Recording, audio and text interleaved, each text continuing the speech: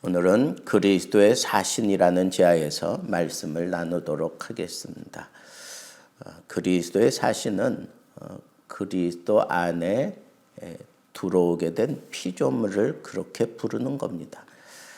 누가 새로운 피조물입니까? 그리스도 안에 있는 자입니다.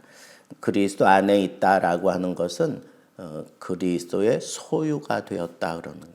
그리스도의 소유가 되었다. 우리가 예수 그리스도를 믿고 그리스도의 소유가 된 것입니다. 죽음에서 생명을 얻게 되고 그 생명을 얻은 자는 미래에 대한 희망이 생긴 자를 말하는 겁니다. 그리고 이전 것을 헛되다고 그렇게 인식하는 그런 자가 바로 그리스도 안에 있는 자입니다. 그래서 이전 낡은 것을 추구하지 아니하고 그 이전의 것들이 그것이 내가 굉장한 어떤 부를 누리고 있었던지 아니면 이전에 어떤 그런 배경과 이전에 어떤 그런 자랑스러움 이런 것들을 그냥 다 낡은 걸로 생각해요. 그냥 그거는 그렇게 헤어지는 걸로 생각한다는 겁니다. 더 이상 거기에 가치를 부여하지 않는다는 거예요. 그러면 어떻게 하느냐? 낡은 것은 그냥 넘겨버리고 새 가치를 향하여 살아가는 것. 그것이 바로 그리스도 안에 있는 자다. 그런 얘기예요. 그리고 이 그리스도 안에 있다고 하는 얘기는 날마다 그 속사람이 새로워지는 것을 얘기하는 겁니다. 여러분들이 정말 하나님의 사람이 되었고 하나님의 자녀가 되었다면 겉사람과 속사람을 구분할 수 있는 사람이 된 겁니다. 그리고 이 속사람이 날마다 새로워지는 삶을 사는 거예요. 이 속사람이 날마다 새로워진다고 하는 것은 이렇게 자라나는 거예요. 우리가 속사람이 되는 것은 어른으로 태어날 때 어른으로 태어나지 않는 것처럼 속사람도 이제 갓난 아기와 같은 거예요. 그 갓난 아기가 계속해서 자라나면서 그 면모를 갖추는 것처럼 속사람도 마찬가지입니다. 계속 자라나야 돼. 그 자라나는데 날마다 새로워져야 돼. 날마다. 어느 한순간 이제부터는 조금 쉬었다가 나중에 자라야지. 이게 없어요. 그냥 날마다 우리가 숨을 쉬면 죽는 것처럼 속사람이 자라나는 것도 이렇게 날마다 자라나요. 날로 새로워져야 돼요. 그게 속사람의 삶이에요. 그게 그리스도 안에 있는 사람의 삶의 모습이라 그런 겁니다. 그런데 그것은 내가 막 자라나겠다 그러면서 그런다고 되는 게 아니에요. 물론 내가 그 자라나기 위해서 음식도 취하고 또 여러 가지들을 내가 취하지만 그런다고 할지라도 이 속사람이 자라나게 하시는 분은 오직 하나님이세요. 씨를 뿌리고 물을 주었어도 오직 자라나게 하시는 분은 하나님이라고 그렇게 밝힌 것처럼 우리 속사람도 하나님이 자라나게 하시는 거예요. 그러니까 내가 속사람이 자라나기 위해서 말씀을 취할 수 있고 기도하고 영적인 삶을 살려고 발버둥 치는데 그 모든 행위들 그 자체가 나를 자라나게 하는 게 아니라 하나님이 나를 자라나게 하시는 거니까 내가 말씀을 읽을지라도 하나님 나에게 자라남의 은혜를 베풀어 주옵소서. 늘 은혜를 추구하며 살아가는 것이 바로 속사람의 모습이에요. 그리스도 안에 있는 사람의 모습일 수밖에 없습니다. 그러니까 하나님의 은혜로 생각하고 하나님의 은혜로 말하고 하나님의 은혜로 자라나고 하나님의 은혜로 내 삶의 전부를 조명하며 살아가는 것이 그게 속사람의 모습이다라고 하는 것을 우리는 생각하면서 날마다 하나님의 은혜를 구하며 사는 삶, 은혜 없이는 살 수 없는 삶, 은혜 없이는 나는 아무것도 아니라고 생각하는 그것이 바로 건강한 속사람으로 자라고 있다는 그런 반증입니다. 자, 그러면 이렇게 은혜 안에서 내 속사람이 자라남과 동시에 나를 하나님께서 그리스도의 사신으로 나를 세웠다라고 하는 그런 책임 의식이 생겨나는 거예요. 세상과 하나님이 화목하게 만들게 하는 그런 화평의 사신으로 하나님이 나를 세웠다. 또 적용하면 아직 안 믿고 있는 이 가정에 내가 그리스도의 사신으로 하나님이 나를 세우셨으니 내가 이 가정을 위하여 하나님 앞에 부단하게 엎드려 기도하면서 모든 생활을, 모든 생각을, 이 가족을 내가 하나님과 화목하게 하려고 그냥 모든 것을 거기다가 집중하면서 그렇게 사는 거예요. 그게 사신이에요. 그게 그리스도의 대사라고요. 앰베서더예요. 하나님이 내 가정에 나를 대사로, 하나님의 대사로 보내신 거예요. 그러니까 내가 대사답게 살아갈 때 가족들이 영향을 받고 그리고 하나님을 만나게 되고 하나님과 화평하게 되는 그런 놀라운 역사가 일어나는 거예요. 그러니까 내가 사신의 임무를 다 해야 돼요. 사신의 임무가 뭐예요? 특별히 그리스도의 사신은 예수님이 말씀하신 것처럼 세상이 너희들을 핍박할 것이다. 그러나 두려워하지 마라. 내가 세상을 이기었노라. 그러니까 그리스도의 사신이라고 하는 것은 앰베서더가 맞는데 뭐 자랑하기 위한 앰베서더가 아니에요. 세상으로부터 오는 그런 환난을 기꺼이 감수하는, 그걸 감수해내야만 어떤 생명의 역사가 일어나는 거예요.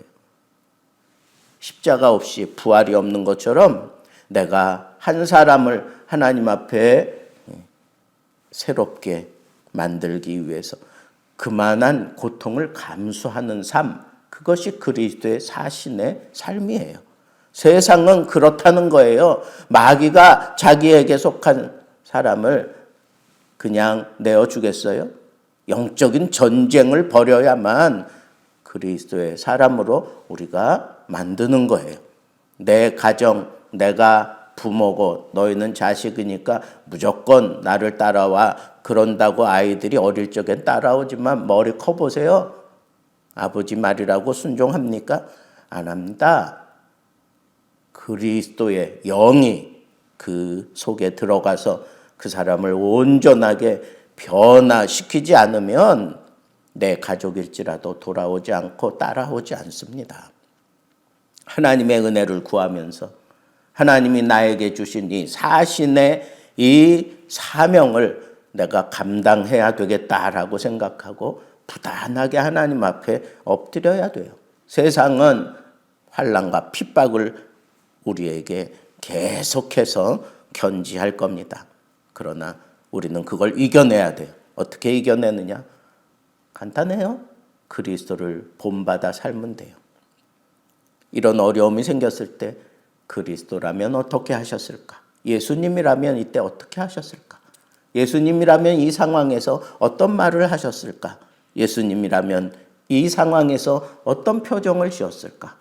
예수님이라면 하나님 앞에 어떻게 도움을 청했을까? 모든 것을 그리스도를 본받아 그리스도를 그대로 닮아가는 그런 삶을 사는 게 내가 사신의 삶을 제대로 사는 거예요. 그리고 나에게 속한 사람들뿐 아니라 세상을 하나님과 화목해 하는 그런 사명이 나에게 주어졌다라고 생각하고 세상을 하나님과 화목시키는 그런 사명을 다해야 돼요. 하나님을 믿고 그리고 의롭다 함을 받을 때까지 그게 바로 하나님과 화목된 상황이거든요.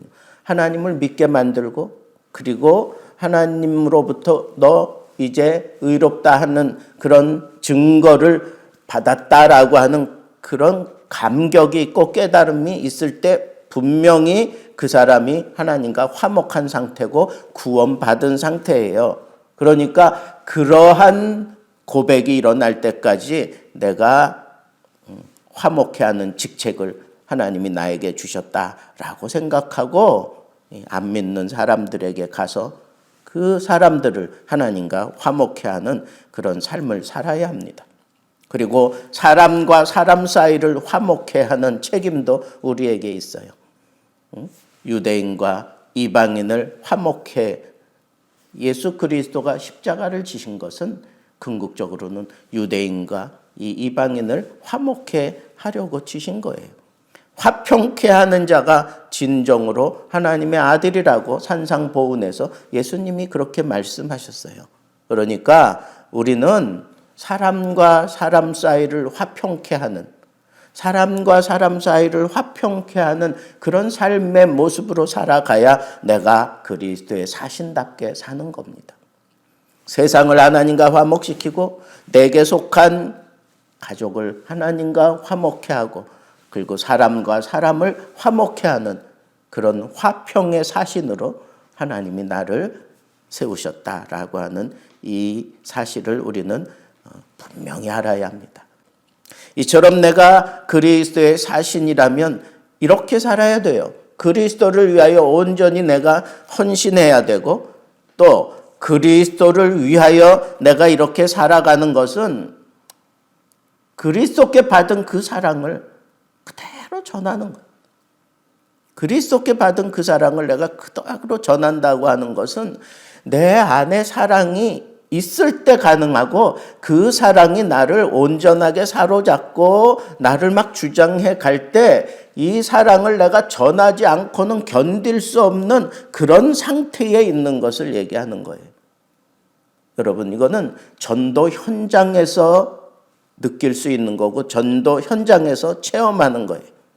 내가 전할 때 이 그리스도의 사랑이 내 안에서 막 물컥물컥 올라오면서 저들에게 복음을 전하지 않으면 견딜 수 없어서 또 전하는 거예요. 나를 핍박하는 자, 지금 당장 나에게 어떤 심각한 해를 줄 수 있는 그 사람이 불쌍해 보이는 거예요. 안타까워 보이는 거예요. 그 사람에게 이 뜨거운 사랑으로 전하지 않고는 견딜 수 없도록 내 속을 막 그냥 뒤집어 놓는 그리스도의 사랑이 나를 주장할 때 그때 그런 모습으로 전하는 그게 바로 그리스도의 사랑의 강건된 모습으로 전하는 거다. 그런 얘기예요. 여러분, 우리 이렇게 살아야 돼요. 언제까지 내가 복음 전한 그 사람이 그리스도께 헌신하고 그 사람이 또 그리스도의 사랑을 전하는 그런 사신의 삶을 살 때까지 내가 그 사람에게서 눈을 떼지 않고 내 힘과 내 지혜와 내 모든 것을 쏟아가며 사는 삶, 그게 바로 그리스도의 사신으로서의 삶을 사는 겁니다. 여러분들이 그리스도 안에 있으면 새로운 피조물이라 그랬는데 그 새로운 피조물, 그거는 내가 생명을 얻었기 때문이기도 하지만 또 하나는 사명을 갖게 되었다는 거예요. 그리스도의 사신이 되었습니다. 늘 이 그리스도의 화평의 복음을 전하기 위해서 우리가 하나님 앞에 발버둥 치며 살아가게 될 때 하나님이 우리를 날마다 새롭게 하시고 날마다 은혜 베푸시고 날마다 나를 강건케 하셔서 세상을 향하여 내 가족을 향하여 하나님 앞에 불쌍하게 살아가는 이 모든 사람들을 바라보면서 그리스도의 사랑에 사로잡혀서 어떻게 해서든지 그들을 붙들고 그리스도의 사랑을 전하지 않고는 견딜 수 없는 그런 뜨거움으로 내가 그리스도의 사신이지 하는 그런 자의식을 가지고 살아가는 그리스도의 사신들이 되기를 우리 주님의 이름으로 축복합니다.